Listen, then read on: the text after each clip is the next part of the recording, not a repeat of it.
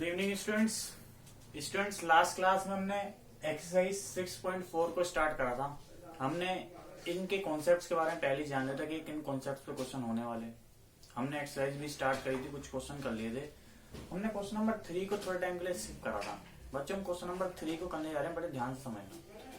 Question number 3 के अंदर आपको ए बी डी सी एक ट्रेपेजियम दिया हुआ, जिसके अंदर ये और ये लाइन क्या है, पैरेलल है। बच्चों आगे बात पे ध्यान देना, आपको प्रूफ क्या करना है। ए बी सी का जो एरिया है और ये डी बी सी के एरिया का जो रेशियो है ये बराबर होगा ए ओ और डी ओ के। ठीक है बच्चों,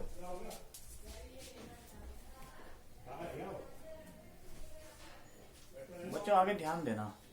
हम इस क्वेश्चन को कैसे कर सकते हैं, हमें इस क्वेश्चन के अंदर कंस्ट्रक्शन करना पड़ेगा। देखना कंस्ट्रक्शन कैसे करेंगे। बच्चा आप क्या करो कि यहां से एक परपेंडिकुलर ड्रॉ करो इस तरीके से। तो आगे परपेंडिकुलर ड्रॉ कर देंगे ऐसे, और एक परपेंडिकुलर यहां ड्रॉ करो इस तरीके से। बच्चों इससे आपको कुछ फायदा होने वाला है।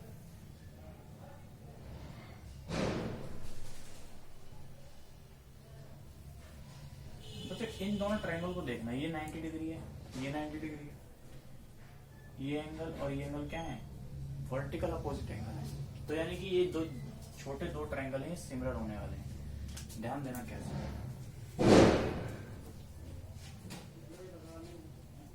बच्चों कंस्ट्रक्शन के बारे में लिख देना।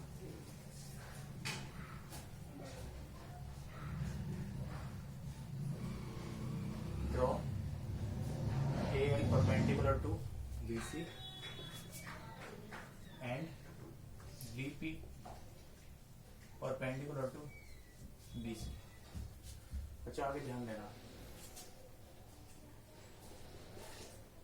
In triangle ALO and triangle DPO भी है। हमारे पास यहाँ पे क्या क्या इंफॉर्मेशन है, बड़े ध्यान समझना। ALO एक 90 डिग्री एंगल है। ALO is equal to DPO, ये भी 90 डिग्री एंगल है। यहाँ बोलोगे इक्वल टू 90 डिग्री। बच्चा आगे समझना, ये वाला जो एंगल है और ये वाला एंगल है, ये भी बराबर होंगे, वर्टिकल अपोजिट एंगल है। तो angle AOL is equal to DOP,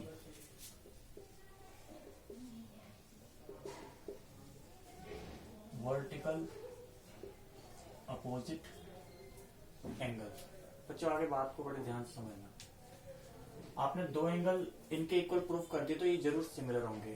तो आप बोल सकते हो triangle ALO similar to triangle DPO। यहाँ बोलोगे बाय AA सिमिलरिटी। बच्चा आगे बात पे ध्यान देना। आप याद बोल सकते हो AL अपॉन DP। बच्चों ध्यान देना, AL है क्या, ये जो वर्टिकल अपोजिट एंगल है इनके सामने वाली साइड है। तो यहाँ पे हम वर्टिकल अपोजिट एंगल के सामने वाली साइड लेंगे अपॉन DP। बच्चों दूसरी साइड क्या लेते हैं, दूसरी साइड 90 के सामने वाली लो, यानी कि AO अपॉन DO। बच्चों यहाँ पे इसको आप इक्वेशन 1 मान लो। अब बच्चों आपको करना क्या, ध्यान देना। आपको इसको इसके इक्वल प्रूफ करना है, यानी कि ये LHS और ये RHS। तो ध्यान देना,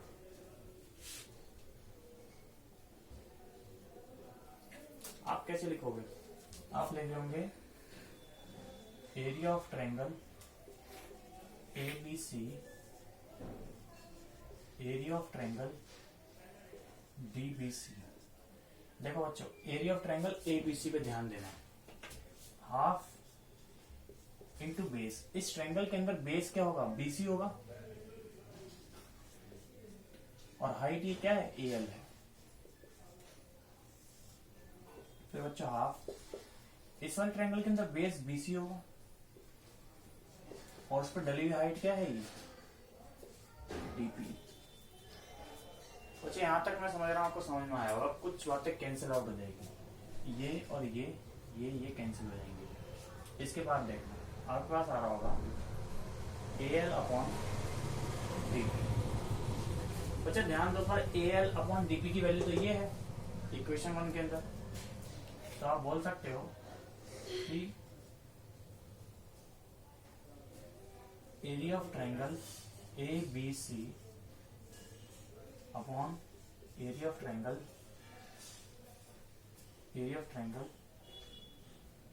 DBC जो होगा, AL और DP की जगह पे आप AO और DO लिख सकते हो। यहाँ पे आप लिख लेना यूजिंग 1। अब बच्चे यही बात आपको प्रूफ करनी थी, ठीक है बच्चों।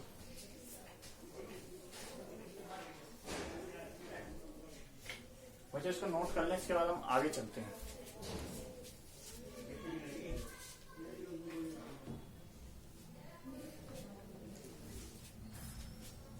स्टूडेंट्स अगले क्वेश्चन पे चलते हैं। अगला क्वेश्चन आपका क्वेश्चन नंबर 5 है।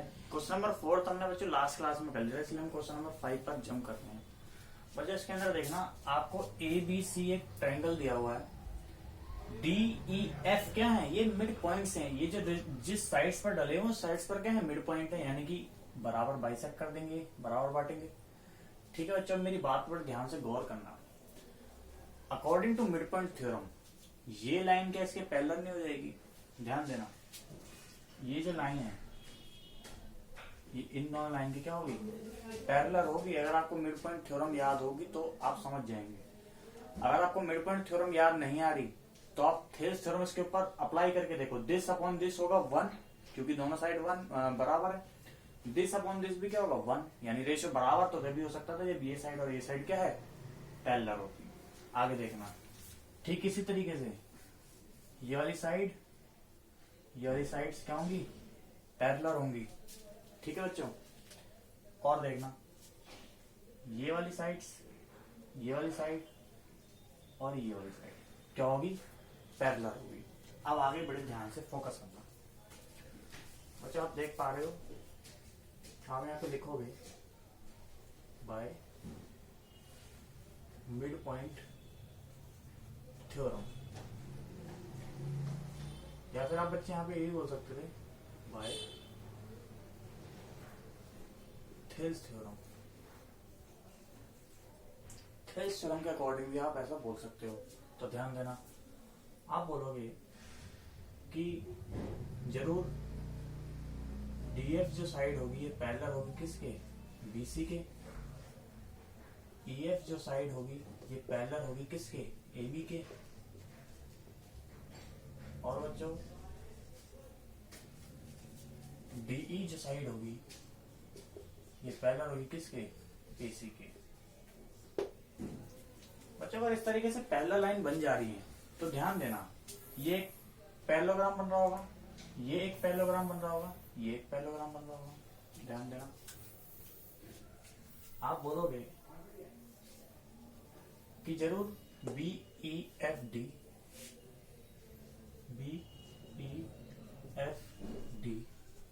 और बच्चे बोलोगे ECFD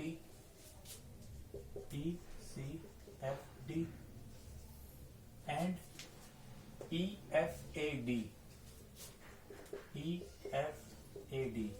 आर पैरेललोग्राम्स। बच्चे पैरेललोग्राम्स होगा, आपने समझा होगा कि जब दो साइड्स के पेयर्स जो है वो पैरेलल हैं तो ऐसा जब ही हो सकता था जब क्या होता है, ये क्या होता है, एक पैरेललोग्राम होता। ठीक है बच्चों, अब आगे देखना, आगे फोकस करना। यानी कि आप बोल सकते हो कि ये और ये एंगल क्या होंगे, बराबर होंगे, अपोजिट एंगल होंगे पैरेललोग्राम के। ठीक है बच्चों, और ये जो एंगल होगा ये इसके इक्वल होगा। रीजन, इस वाले पैरेललोग्राम के क्या है, अपोजिट एंगल है। इसके बाद ये वाला जो एंगल होगा ये क्या होगा बच्चों, इसके इक्वल होगा। क्यों होगा? क्योंकि अपोजिट एंगल होंगे इस वाले पैरेललोग्राम्स के। ठीक है बच्चों, अब आगे मेरी बात को समझना। In triangle DFE and triangle CBA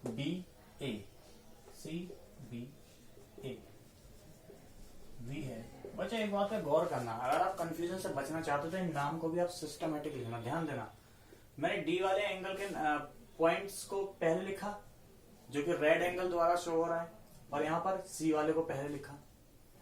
इसी तरीके से एफ वाले को बीच में लिखा जो कि ब्लू से शो हो रहा है, और बड़े वाले के अंदर बी वाले को बीच में लिखा जो कि बड़े वाले के अंदर बी से शो हो रहा है। इसी तरीके से लिखना है।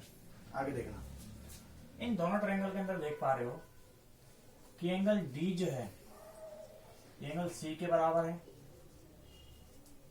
एंगल एफ जो है ये एंगल बी के बराबर है, एंगल ई जो है ये एंगल ए के बराबर है। सब में रीजन बच्चों एक ही होने वाला है। ध्यान देना, अपोजिट एंगल्स ऑफ पैरेललोग्राम। ठीक है, अपोजिट एंगल ऑफ पैरेललोग्राम क्या होते हैं? इक्वल होते हैं। अब आगे ध्यान देना, यानी कि ये दोनों क्या होंगे? सिमिलर हो जाएंगे। DFE similar to CBA। यहां पे आप बोलोगे AAA सिमिलरिटी। ऐसे अच्छा आप दो एंगल दिखा के भी सिमिलर दिखा सकते थे। आगे देखते हैं हम, इनके जो अब रेशियो जो होंगे वो साइड्स के क्या होंगे? प्रोपोर्शनल होंगे। ध्यान देना, मैंने लिखा DF, देखो ऐसे लिखो, एरिया ऑफ ट्रायंगल DEF और एरिया ऑफ ट्रायंगल ABC। तो बच्चे ध्यान देना, ये जो DE जो साइड्स है हम इसके स्क्वायर को लिख देंगे। स्टार्टिंग के 2 पॉइंट से बनी DE। और बच्चों ध्यान देना, आप इसको सिस्टमेटिक लिखेंगे। आप इसके अकॉर्डिंग लिख सकते हो, जैसे DE आप लिख दोगे तो DE तो ये वाली साइड ही, तो इसका स्क्वायर। और यहाँ पर CB बच्चे ये वाली साइड होगी, ये वाली, तो आप इसके हिसाब से लिख देंगे।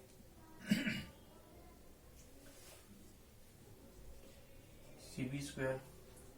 अब ध्यान देना, DE CB स्क्वायर मत लिखो आप, यहाँ पर इसको भी जो इसके पैरेलल वाली साइड है जैसे उसके हिसाब से लिख दो, AC लिख दो। ठीक है बच्चों, आगे ध्यान देना, ये DE पहले पॉइंट से और आखिरी के पॉइंट से, और ये AC पहले पॉइंट से और आखिरी के पॉइंट से। ध्यान दो। अब एक बात पे गौर करना, मिड पॉइंट थ्योरम से ये वाली लाइन जो होगी इसकी हाफ होगी। ठीक है, ये वाली लाइन क्या होगी? इसकी हाफ होगी, और पैरेलल होती है, ये बात हम जानते हैं। तो अगर आप इसको DE लिख रहे हैं तो आप इसको चाहें तो क्या लिख सकते हैं? ट्वाइस ऑफ DE का स्क्वायर। ठीक है, इसके बारे में आप रीजन देना चाहते हो तो रीजन दे देना कि अगर हम AC का हाफ कर दें तो क्या आ जाता है? DE आ जाता है। अब ध्यान दो, एरिया ऑफ DEF और एरिया ऑफ ट्रायंगल ABC क्या आएगा? DE स्क्वायर हो जाएगा ये, या फिर आप इसको यहीं लिख दो, DE स्क्वायर लिख दो। और इसको देखो ये कितना आएगा? 2 2 4 DE स्क्वायर। ठीक है, तो ये और ये क्या होंगे? कैंसिल आउट हो जाएंगे, तो कितना आ जाएगा? 1/4। वैसे यही आपको रेशियो निकालना था, यही वाला रेशियो आपको निकालना था। ठीक है, इसको नोट करो। इसके बाद अगले क्वेश्चन की तरफ मूव करते हैं।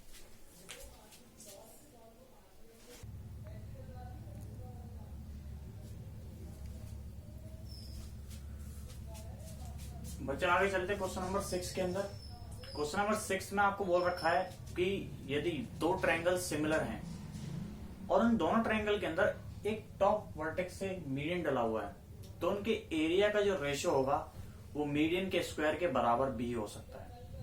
बच्चों ध्यान देना, सिमिलरिटी के अंदर मैंने आपको बताया था कि अगर दो ट्रायंगल सिमिलर हैं तो उन सिमिलरिटी के थ्रू आप ये बोल सकते हो कि उनके जो मीडियंस होंगे वो भी क्या होंगे, प्रोपोर्शनल होंगे।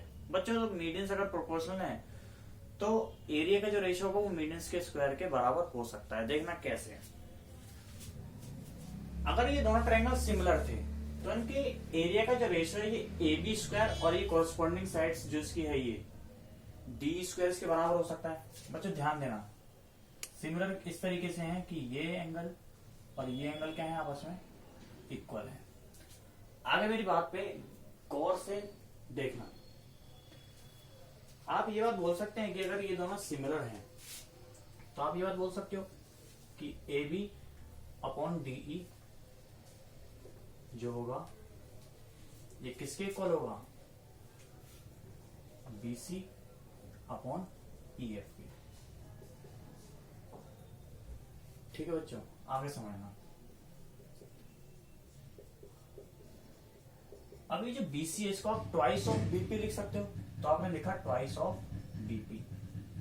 ऐसे इसको आप ट्वाइस ऑफ ई क्यों लिख सकते हैं, क्यों लिख सकते हैं, क्योंकि ये साइड्स क्या हैं, इक्वल होंगे।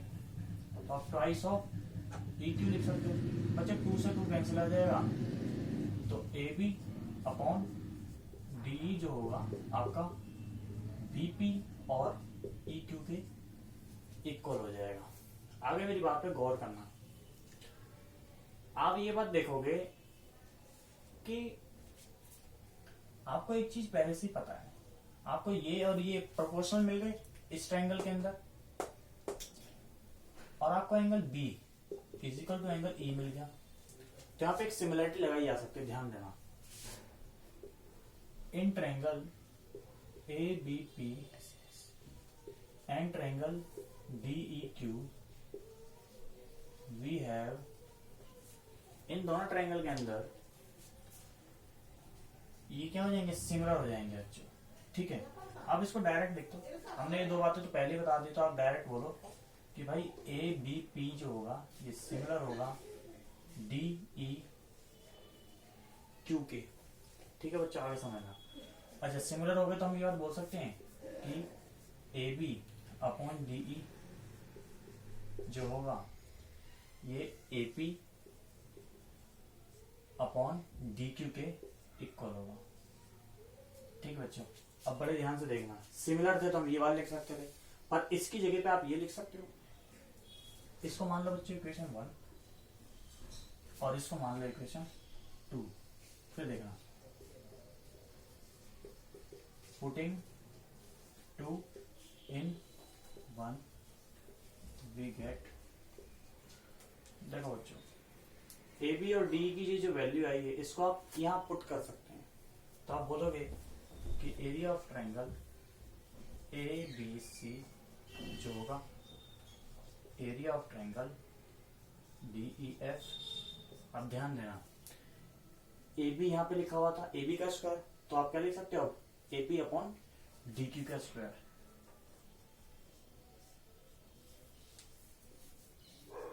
अच्छा, यही वाली बात आपको क्वेश्चन के अंदर प्रूफ करने के लिए बोली गई थी, इसको नोट करें, इसके बाद हम आगे चलते हैं।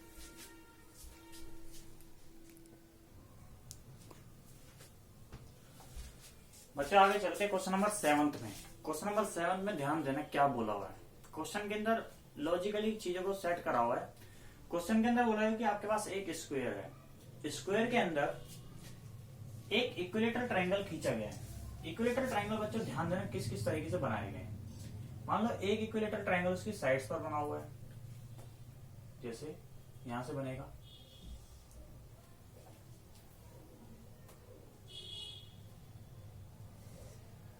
और बच्चों बोला हुआ है कि एक इक्विलेटरल ट्रायंगल जो है इसके डायगोनल से खींचा गया है। ठीक है बच्चों, तो ध्यान देना डायगोनल से किस तरीके से इक्विलेटरल ट्रायंगल बनाया जा सकता है। मान लो बच्चों कि ये आपके पास डायगोनल था यहां पर इस तरीके से, और यहां से एक इक्विलेटरल ट्रायंगल बनाया गया।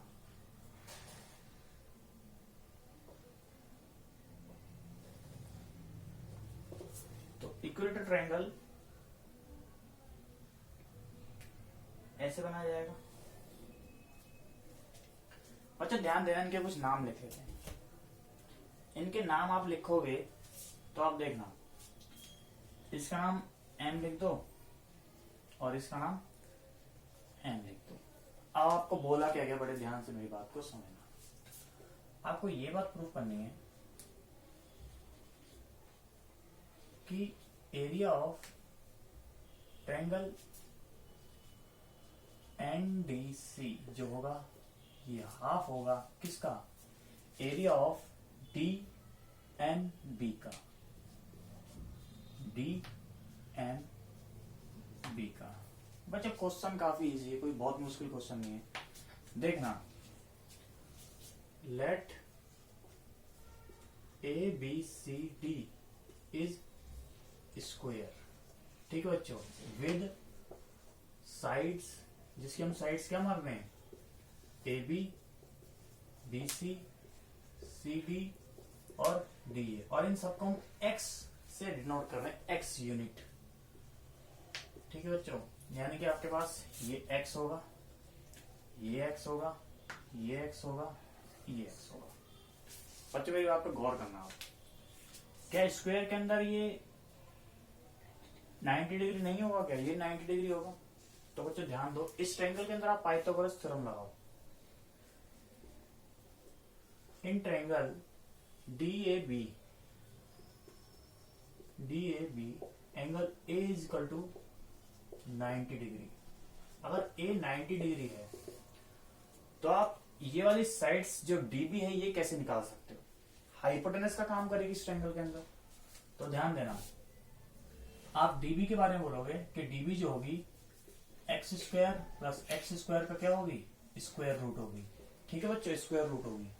तो एक 2x स्क्वायर का स्क्वायर रूट निकालना होगा आपको, तो रूट लोगे तो ये आ जाएगा आपके पास, इतना यूनिट, ठीक है बच्चों। अब ध्यान देना, ये जो इक्विलेटरल ट्रायंगल जो होते हैं, जैसे कि आपका ये जो एंगल बन रहा है, ये कितना बन रहा है 60, ये कितना बन रहा है 60, और ये कितना बन रहा है 60। बच्चों ये वाला जो इक्विलेटरल ट्रायंगल है ये कितना होगा इसके अंदर 60, ये वाला भी क्या होगा 60, और ये वाला भी क्या होगा 60। क्या आपको इनको सिमिलर प्रूफ करने की जरूरत है, कोई जरूरत नहीं है। सारे इक्विलेटरल ट्रायंगल क्या होते हैं, सिमिलर होते हैं आपस में। तो देखना, आप लिखोगे we know all equilateral triangles are similar, ठीक है बच्चों, क्या बोल सकते हैं आप, सिमिलर। अब आगे मेरी बात पे गौर करना,